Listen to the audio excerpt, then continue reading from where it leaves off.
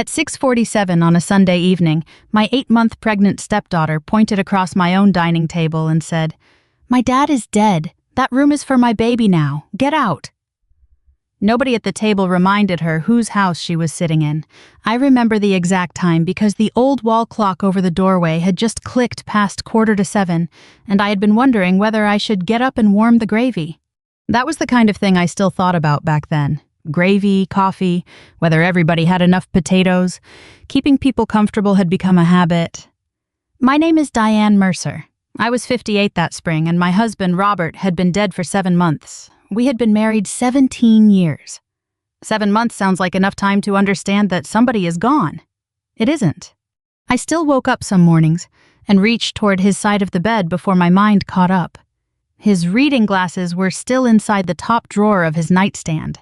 I had donated most of his clothes, but I couldn't bring myself to do anything with those glasses.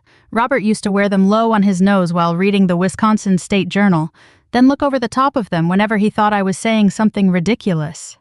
I missed that look. I missed a lot of things. Sunday dinner had been his tradition, so after he died, I kept doing it. Maybe that was my first mistake. That evening I'd made pot roast, carrots, mashed potatoes, and those frozen dinner rolls Robert always liked, even though he claimed homemade ones tasted better. His daughter, Kelsey, sat across from me with one hand resting on her belly. Her husband, Tyler, was beside her. Robert's son, Evan, sat at the end of the table. Kelsey was 32 and due in about 5 weeks. She had barely touched her food when she said, casually, "So Tyler and I are moving in next weekend. I thought I'd misheard her."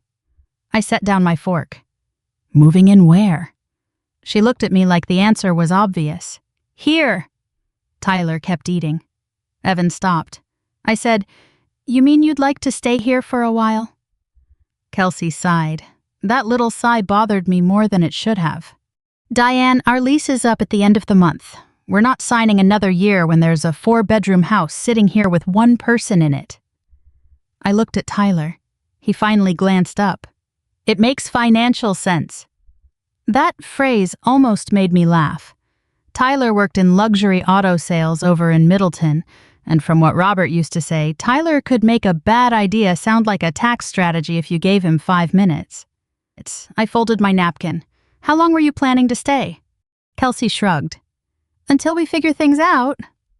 Then she smiled a little and said, "Actually, we've already been talking about the upstairs." "The upstairs?" "The primary bedroom." I stared at her. She continued as though we were discussing paint colors. "It has the bigger bathroom, and there's enough space for the bassinet. Then later we could turn the smaller room next to it into the nursery." I said, "That's my bedroom." Kelsey leaned back. "Right now." For a second, nobody said anything. I heard the refrigerator motor kick on behind me. I said, "What does that mean?" She rubbed her stomach and looked annoyed. "Diane, Dad isn't there anymore." That sentence landed differently than the others. Robert had spent the last 5 months of his life mostly in that bedroom. By then, pancreatic cancer had stripped away almost everything people associated with him. He had owned Mercer Marine and Dock for over 30 years. He was 6'1", broad-shouldered, the kind of man who could carry the end of a dock section with 2 younger employees and still complain they were moving too slowly. Toward the end, I had to help him stand. Some nights, it took both arms around his waist just to get him 10 feet to the bathroom. My knees had gotten bad during those months. I gained 25 pounds because I ate standing at counters and slept in pieces. I stopped coloring my hair, stopped noticing what I looked like, really. But I stayed, every night, every appointment, every medication alarm. And now Kelsey was telling me that because Robert was dead, his absence had somehow created a vacancy. I said very calmly, "I'm not giving you my bedroom." Her face changed. "You don't need that much space." "I live here?" "So do we, starting next week." "No, Kelsey, you don't." Tyler stared down at his plate. I looked at Evan. He shifted in his chair. "Kels," he said quietly, "maybe just back off a little." She snapped her head toward him. "Stay out of it." Then she looked at me. Her cheeks were flushed. "My dad is dead. That room is for my baby now. Get out." There it was. I waited. I honestly did. I waited for Evan to say something stronger. For Tyler to tell his wife she'd crossed a line. For somebody to acknowledge that I had buried my husband 7 months earlier and was now being ordered out of the home where I'd cared for him. Nobody did. And something inside me just went quiet. For 17 years, whenever Kelsey made a sharp comment, Robert would squeeze my hand later and say, "Give her time." I had given her 17 years. I stood up. "Okay," Kelsey blinked. "Okay, what?" "I'll leave." She actually laughed once, nervously. "Oh, come on, don't be dramatic." "I don't think I'm being dramatic." I walked upstairs. My knee hurt halfway up, and I had to grip the banister for a second. In the bedroom, I took out 2 suitcases, jeans, sweaters, underwear, toiletries, my medication, phone charger. Then I opened Robert's nightstand. His reading glasses were sitting exactly where I'd left them. I put them in my purse. Kelsey appeared in the doorway while I was zipping the second suitcase. "You're seriously leaving tonight?" I looked at her. "You told me to get out." I was mad. "I know." She crossed her arms. "So where are you going?" I didn't answer. At 9:18, I loaded the bags into my Subaru and drove away from the house. I didn't go to a hotel. I didn't call a friend and ask for a couch. About 40 minutes later, I turned off the main road near Lake Mendota and followed a narrow lane lined with maples just starting to leaf out. At the end sat a small cedar-sided cottage with a screened porch and dark windows. I parked. My knee complained when I climbed out. Then I reached into my purse, found a key I hadn't used in years, and unlocked the front door. The lights came on. Kelsey thought she'd thrown me out with nowhere to go. What she didn't know was that the little house overlooking the lake already belonged to me. 3 days later, I woke to the sound of the furnace banging like somebody had dropped a wrench inside it. For one confused second, I didn't know where I was. Then I saw the lake through the bedroom window. Gray water, bare branches, a pair of geese walking around the edge of the yard like they owned the place. And I remembered. The cottage had belonged to my parents. They bought it in 1989, back when that side of Lake Mendota was still quiet enough that my father complained if more than 2 boats passed before breakfast. After Mom died, my sister and I inherited it together. A few years later, she wanted cash for a move to Arizona, so I bought her half. Robert knew about the cottage, of course. It had never been a secret. What Kelsey didn't know was that I had kept it entirely in my own name. For the past 12 years, I had rented it to a retired University of Wisconsin history professor named Frank Delaney. Frank moved into assisted living that winter, and I'd been slowly fixing the place up after he left. Nothing fancy. New water heater, fresh paint, a repaired porch screen. I had somebody refinish the floors because Robert said if we ever retired there, he wasn't spending his last years looking at those scratched-up boards. He never got the chance. That was the part nobody saw when they imagined me enjoying some secret lakeside escape. My first night there, I cried sitting at the kitchen counter with a sleeve of peanut butter crackers. I had forgotten to buy groceries. The faucet over the sink dripped every 11 or 12 seconds. The furnace made that awful clunk. My right knee throbbed from carrying suitcases, and the cottage smelled faintly like old wood and lemon cleaner. At 2:13 in the morning, I looked across the dark room and thought, Robert would have fixed that faucet before he even took his coat off. Then I cried harder. Not because I wanted to go back to the Madison house, because I wanted my husband back. There is a difference. The next morning, Marcia showed up carrying 2 coffees from Collectivo and a paper bag with blueberry muffins. Robert's older sister had never believed in arriving empty-handed or quietly. She stepped inside, looked around, and said, "Well, this is nicer than the jail cell I pictured after Kelsey threw you out." I laughed, despite myself. "Good morning to you, too." She handed me a coffee. Then her face changed. "She really said that?" I nodded. Marcia sat at the small kitchen table. "You know she can't throw you out of your own house." "I know." "Then why did you leave?" I pulled the lid off my coffee and stared at the steam. That question had been bothering me, too. Finally, I said, "Because I think I needed to see what she'd do if nobody stopped her." Marcia studied me, then she nodded once. "That," she said, "I understand." By noon, I had groceries from Woodman's, a new shower curtain from Target, and 3 furnace companies saved in my phone. For a few hours, life felt almost ordinary. Then Evan called. He sounded uncomfortable before he even said hello. "Diane, just so you know, Kelsey and Tyler are already moving stuff in." I closed my eyes. "Into the house?" "Yeah." "Into my bedroom?" There was a pause. "Yeah." I looked out at the lake. Of course they were.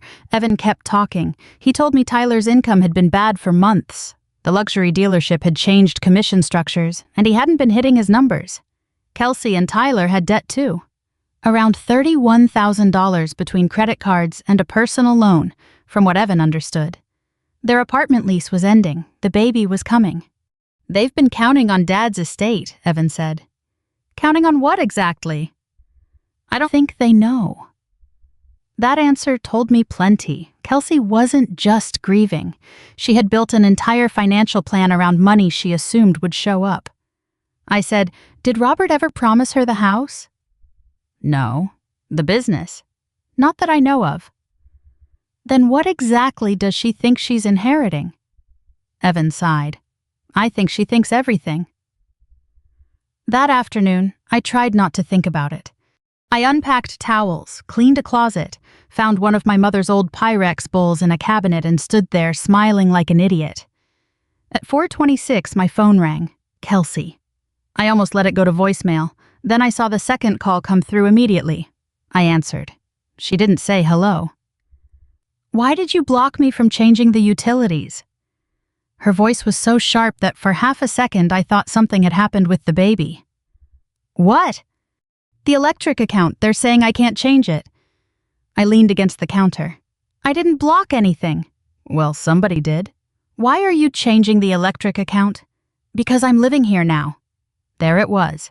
Not staying here, living here. I said, "Kelsey, whose name is on the account?" She was quiet for a beat. "Yours." "Then that's probably your answer."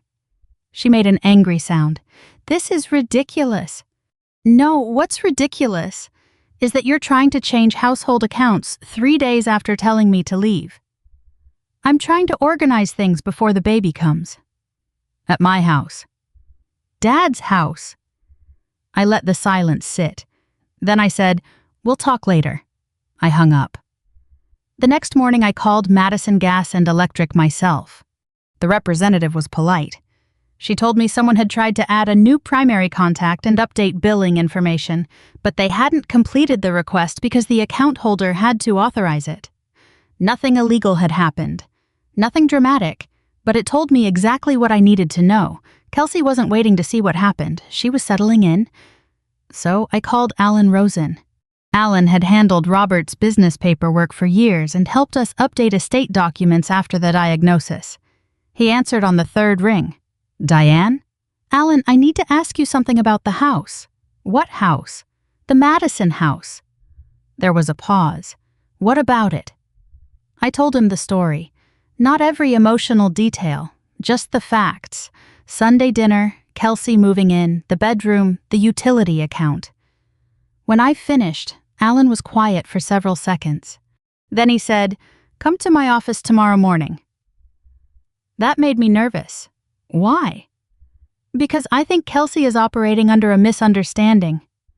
The next morning I drove downtown and sat across from him while he pulled property records onto his computer. Alan adjusted his glasses. "Diane, you bought that house in 2002. "Yes." "You married Robert in 2006. "Yes." "And you never transferred title." "No." He turned the monitor slightly toward me. "Then Robert never owned it." I looked at the screen. My name, just my name. Alan tapped the record with one finger. "Kelsey didn't inherit your house." I sat back. For the first time since Sunday dinner, I felt something other than hurt. Not satisfaction exactly, clarity.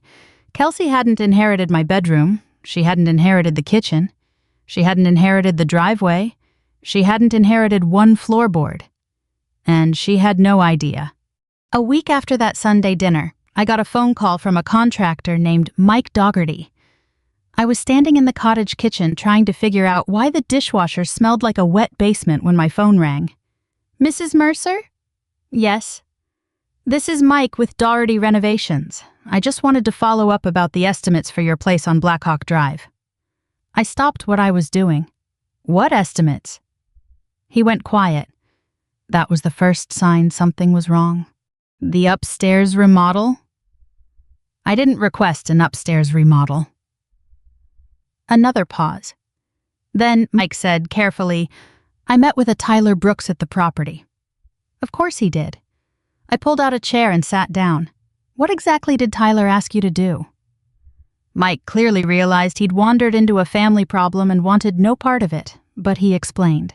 Tyler had asked for estimates to open the wall between two upstairs bedrooms, remodel the primary bathroom, replace some flooring, install built-in nursery cabinets, and update part of the kitchen. The preliminary total was around $86,000. Has anything been signed? I asked. No, ma'am. Has anybody started work? Absolutely not. That mattered. Mike hadn't checked the deed because Tyler hadn't hired him yet. He'd simply walked through the house, taken measurements, and prepared an estimate. What did he tell you? I asked. Mike hesitated. He said they were taking over the house from his wife's family. I almost admired the wording. Not exactly a lie, not remotely the truth. I thanked Mike and told him there would be no renovations authorized by me. Then I sat at that kitchen table for several minutes staring at my phone. $86,000. Kelsey and Tyler couldn't afford another apartment lease, but apparently they could imagine an $86,000 renovation. That afternoon, Marcia came by. When I told her, she took off her glasses and rubbed her eyes. They're remodeling a house they don't own? Planning to. With what money? I think the money they're planning to inherit. Marcia stared at me. Have they inherited it? No. Do they know how much they're inheriting? No. She put her glasses back on. Well, that's efficient. I laughed. I needed to. 2 days later, the situation got even more ridiculous. A furniture store called about delivery of a sectional to the Madison house. A $6,400 Italian sectional. Apparently my phone number was still attached to the address from a purchase Robert and I had made years earlier. The woman asked what delivery window worked for me. I think there's been a mistake. She confirmed the address. Then she said the purchaser's name was Tyler Brooks. I rubbed my forehead. I didn't authorize furniture to be delivered to that property. There was some confusion. A supervisor got involved, and eventually the delivery was stopped. Tyler called me 20 minutes later. What did you do? I prevented a couch I didn't buy from being delivered to my house. We paid for that. Then have it delivered somewhere you own. He hung up on me. Later I learned he'd lose part of the deposit because of the cancellation terms. When I told Marcia, she laughed so hard she started coughing. $6,400? Apparently it's Italian. For that price, it better cook. That was probably the most fun I had all month. It didn't last. The following Tuesday, Alan asked me to come back to his office. Robert's longtime CPA, George Kaplan, joined us. George had been going through the final business records for Mercer Marine and Dock. Robert had built that company from one used pickup and a borrowed trailer. By the time he got sick, 15 people depended on it for a paycheck. His illness hit the company hard. Robert missed estimates, projects got delayed, insurance costs kept coming whether work did or not. I knew all that. What I hadn't thought about in months was how much money I'd put into keeping it alive. George placed a spreadsheet in front of me. Do you recognize these transfers? I did. 20,000, 15,000, 8,000, another 25. They stretched across roughly 18 months. The total at the bottom was $142,000. I stared at it. I knew it was a lot. George nodded. The books treated these as advances from you to the company. Alan added, and Robert signed acknowledgments for them. I remembered those papers. At the time, they hadn't felt important. I was thinking about chemotherapy schedules and whether Robert could keep down soup. Money was just another emergency. So what happens now? I asked. Alan folded his hands. The company has to address legitimate debts before the remaining business interests are distributed under Robert's estate plan. I immediately thought of Kelsey and Evan. I don't want to take their inheritance. You aren't. Alan's voice was firm. This isn't their money being taken from them. This is money the business already owes you. Whatever remains is handled according to Robert's estate plan. That distinction mattered to me. I didn't want revenge that required stealing from Robert's children. I wanted them to stop treating my life like something they could divide among themselves. That evening, Evan called. His voice sounded different. Diane, can I tell you something without you getting mad at me? That's usually not a promising beginning. He gave a nervous little laugh. Then nothing. Evan? Kelsey has been talking to people. About what? You? My stomach tightened. He told me she'd spoken to relatives on Robert's side, an aunt in Green Bay, 2 cousins, a family friend who'd known Robert for 30 years. The story Kelsey was telling was simple. Toward the end of Robert's illness, I couldn't handle it. I checked out. She and Evan had to step in because I'd practically abandoned their father. For a few seconds, I couldn't speak.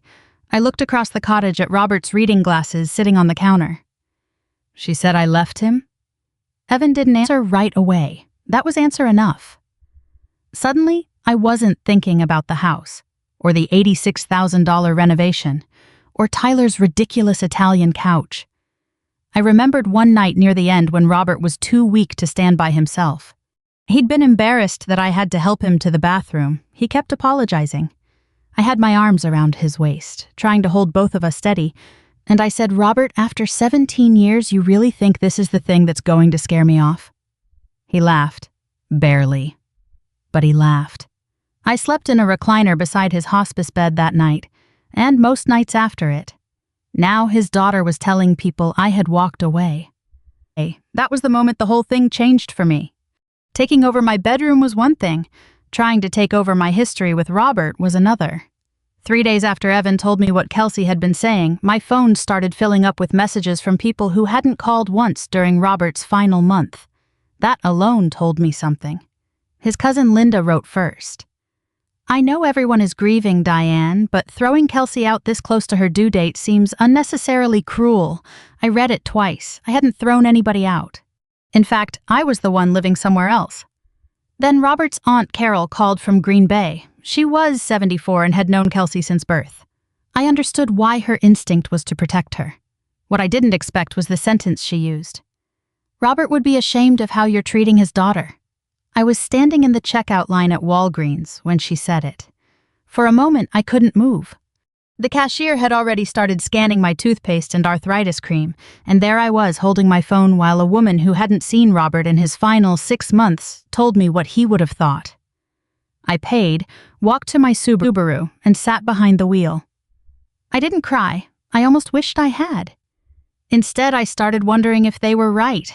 That's the ugly thing about being accused by enough people. Even when you know the facts, eventually you start reviewing your own behavior. Kelsey was 8 months pregnant. Her father was dead. Her husband wasn't earning what he used to. Was I making things worse because I was angry? For one evening, I seriously considered calling Alan and telling him to forget everything. Let them stay 6 months, maybe a year. The house wasn't hurting anything. Then Marcia came over. I told her what I was thinking. She listened without interrupting, which for Marcia was practically a medical emergency. Finally, she said, "Do you want them there?" "No." "Did you invite them?" "No." "Did Kelsey ask?" I looked at her. "No." Marcia took a sip of coffee. "Then don't confuse surrender with kindness." I sighed. She's having the baby. Yes, women have been having babies without stealing their stepmother's bedroom for quite some time. I laughed before I could stop myself. Marcia leaned forward. "Helping someone is letting them stay in your house, Diane. What Kelsey did was tell you the house stopped being yours because Robert died. Those aren't the same thing." That stayed with me. The following morning, Kelsey made the decision easier. At 9:06, she sent me a text. "We're having the locks changed Monday. Please arrange a time to pick up whatever you left." I stared at the screen. Then I took a screenshot and forwarded it to Alan. He called less than 10 minutes later. "Don't respond." I wasn't planning to. Good. Alan wasn't interested in creating some dramatic eviction scene. He explained that when family members have been allowed into a home and establish occupancy, removing them isn't something you improvise because you're angry. We would document everything and use the appropriate written process. So that's what we did. No police at the door, no belongings dumped on the lawn, no screaming match. Kelsey and Tyler received formal written notice that they did not have permission to remain indefinitely and would need to vacate within the applicable period. Predictably, that produced another round of outrage. I stopped reading the family group chat. About a week later, I went to Mercer Marine and Dock to pick up a few of Robert's personal things. I hadn't been inside since shortly after the funeral. The place smelled exactly the same: coffee, lumber, lake water, and whatever industrial cleaner they used on the concrete floors. For a second, I expected Robert to come out of his office complaining about somebody ordering the wrong bolts. Instead, his longtime office manager, Nancy, hugged me. Before I left, she said, "There's something in his desk I think you should have." She brought me a plain white envelope. My name was on the front in Robert's handwriting. I sat in his old office and opened it. It wasn't a will, it wasn't some secret legal document, it was just Robert talking to me. He apologized for something I hadn't realized bothered him. All those years when Kelsey was difficult, he had kept telling me to give her time. "I asked you to be patient because it was easier than asking my kids to grow up." I had to stop reading. That sounded exactly like him. Then, halfway down the second page, I laughed. Robert mentioned the ugly blue recliner at the lake cottage. I'd hated that chair from the day he bought it at an estate sale. His letter said, "If you ever end up living at the lake, don't throw out the blue chair. It's still the most comfortable chair we've ever owned, and you're still wrong about it." I covered my mouth. I was laughing and crying at the same time in that empty office. Near the end, Robert mentioned the business, not numbers. He simply said he knew how much of my own savings I'd used to keep his employees paid while he was sick. Then, he wrote, "Don't let guilt turn what you worked for into something everybody else thinks they're entitled to." I folded the letter carefully. The accounting records proved the debt. That letter proved something else. Robert had noticed. He knew what those years had cost me. 2 nights later, Evan sent me 6 screenshots. I was already in bed when they came through. The first messages were between Kelsey and Tyler from months before Robert died. At first, they were about expenses: their lease, the baby, Tyler's commissions. Then I reached the 4th screenshot. Kelsey had written, "We move into Dad's house after. Once the baby's settled there, Diane isn't going to make us leave." Tyler had replied, "Then eventually she'll sell. She doesn't need a place that big." I sat up. Another message from Kelsey. "Exactly. She'll cave before she makes us move a baby." I read that sentence 3 times, so this hadn't started at Sunday dinner. The dinner was simply the first time she'd said the plan out loud. The next morning, Alan called about Robert's final estate accounting meeting. It was scheduled for 3 weeks later. "Are you comfortable attending?" he asked. A month earlier, I probably would have found an excuse not to. I looked across the cottage living room. Robert's ugly blue recliner was sitting beside the window. I had found it under a dust cover in the storage room. I smiled. "Yes," I said, "I'll be there." And for the first time since Kelsey told me to get out, I wasn't going there to defend myself. I was going because I finally had nothing left to explain. The estate meeting was on a Thursday morning at Alan Rosen's office in downtown Madison. I got there 12 minutes early. That was a habit Robert used to tease me about. "If Diane arrives on time," he'd say, "check the weather. Something's wrong." I sat in my Subaru for a minute before going inside. My stomach was tight. I had spent 3 weeks telling myself this was just an accounting meeting. Numbers, property records, documents. But families can turn paperwork into something personal faster than you'd believe. Kelsey and Tyler were already there when I walked into the conference room. Kelsey looked exhausted. Her pregnancy had reached that stage where getting comfortable in any chair seemed impossible. Evan sat near the window.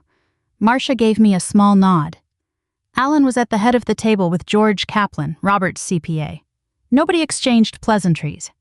Alan started with Mercer Marine and Dock. George reviewed the company's assets, outstanding obligations, tax issues, and estimated value. I watched Tyler lean forward whenever George mentioned a large number. Then George turned to liabilities. He reached one line and said, "Documented advances payable to Diane Mercer, $142,000. Kelsey's head came up. "What?" George repeated it. She looked at me.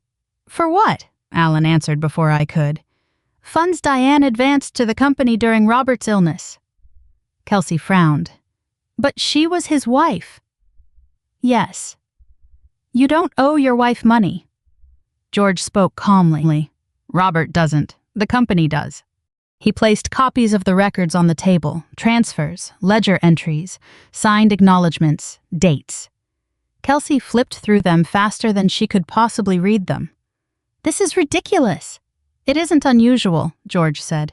"The business needed liquidity. Diane provided it. The advances were recorded."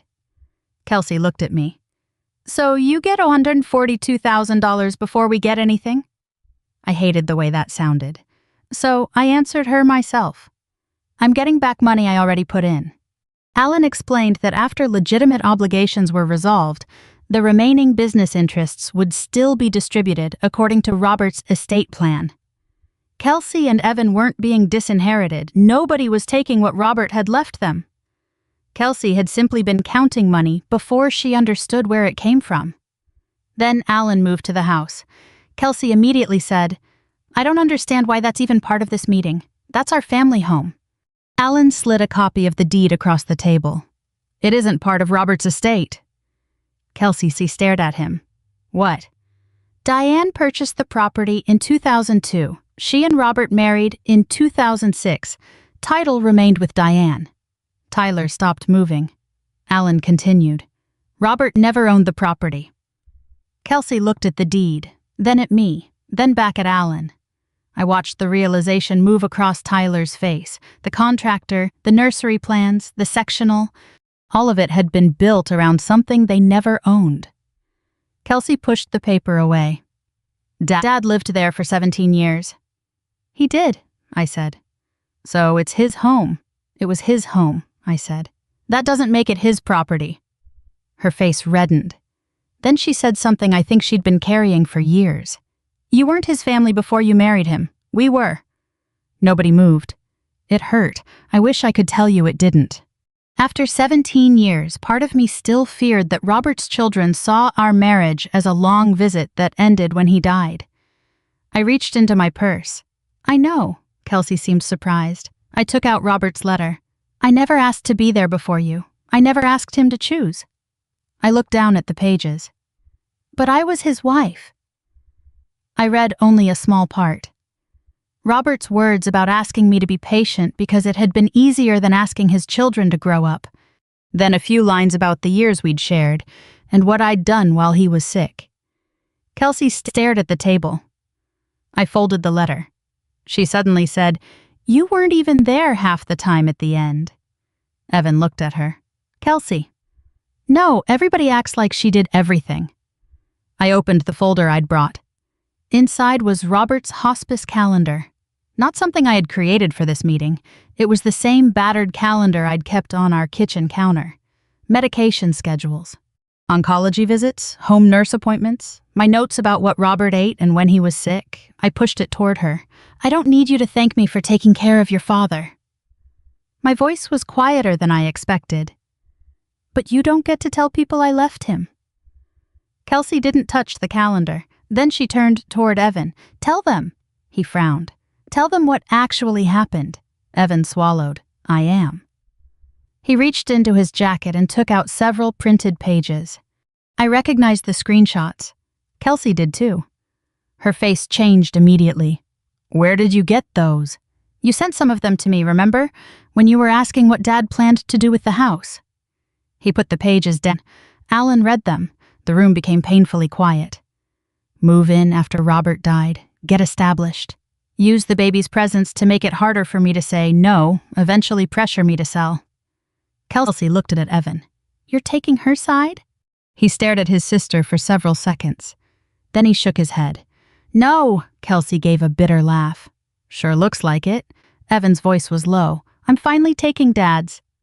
That was the moment. Not the deed, not the $142,000, that sentence. For 17 years, I had tried so hard not to make Robert's children feel they had to choose between me and their father. And now Evan finally understood that respecting me wasn't betraying Robert. It was respecting the life Robert had chosen. Kelsey started crying, not dramatically. She covered her face and sat there breathing hard. "We don't have anywhere to go," Tyler finally spoke. "We can find something." She turned on him. "With what money?" There it was. Under all the arrogance was fear. Real fear. Their lease was gone. Their debt was real. The baby was coming. I understood that. I just wasn't willing to pay for it with my home. "You have the notice period to find somewhere," I said. Kelsey wiped her face. "You're really making us leave?" "Yes," she stared at me. I continued. "I'll pay the moving company directly. One move, wherever you decide to go." She looked confused. "Why would you do that?" "Because your daughter didn't do any of this." Her hand went automatically to her stomach. "But I'm not paying your rent. I'm not paying your deposit. And you're not staying in my house." Kelsey looked away. Nobody said anything for a while. Then Tyler's phone started ringing. He pulled it out, glanced at the screen, and declined the call. Marcia leaned toward him. "Please tell me that's the couch." Evan coughed into his hand. I tried not to laugh. I failed. Even George smiled. And after weeks of being told I was vindictive, selfish, and cruel, that little laugh felt surprisingly good. I hadn't taken Kelsey's inheritance. I hadn't taken her father's memory. I hadn't even taken away her chance to start over. I had simply put a fence around the things that had never belonged to her. And for once, I didn't feel guilty about it. Kelsey and Tyler moved out 26 days later. I wasn't there when they left. That was intentional. A moving company from Middleton handled everything, and just as I'd promised, I paid that bill directly. One truck, one move, nothing more. They found a 2-bedroom apartment in Middleton above their original budget, but well below what Tyler had apparently imagined their post-inheritance lifestyle would look like. There was no remodeled primary suite, no custom nursery, no Italian sectional, but there was enough room for a crib. And that was what mattered. I didn't move back into the Madison house. People found that surprising. Even Marcia asked me about it. We were sitting on the screened porch at the lake cottage one afternoon when she said, "You fought that hard to get your house back, and now you're not going to live there?" "I didn't fight to live there." She raised an eyebrow. "Then what did you fight for?" I thought about it. "The right to decide," Marcia smiled. "Fair enough." 5 weeks after the estate meeting, Kelsey gave birth to a healthy little girl, Sophie Elizabeth Brooks. Evan texted me a picture. She had a pink hospital cap pulled down almost to her eyebrows and one tiny fist tucked beside her cheek. I stared at that photograph for a long time. Then I typed, "She's beautiful. Tell Kelsey I'm glad they're both okay. I didn't go to the hospital. That wasn't punishment. I simply didn't know where Kelsey and I stood, and I had finally stopped forcing relationships to look healthier than they were." For almost 2 months, we barely spoke. Meanwhile, the truth about the house worked its way through Robert's family. Some people apologized. Linda called me one evening and said I should have asked you what happened before I opened my mouth. I appreciated that. Aunt Carol didn't apologize.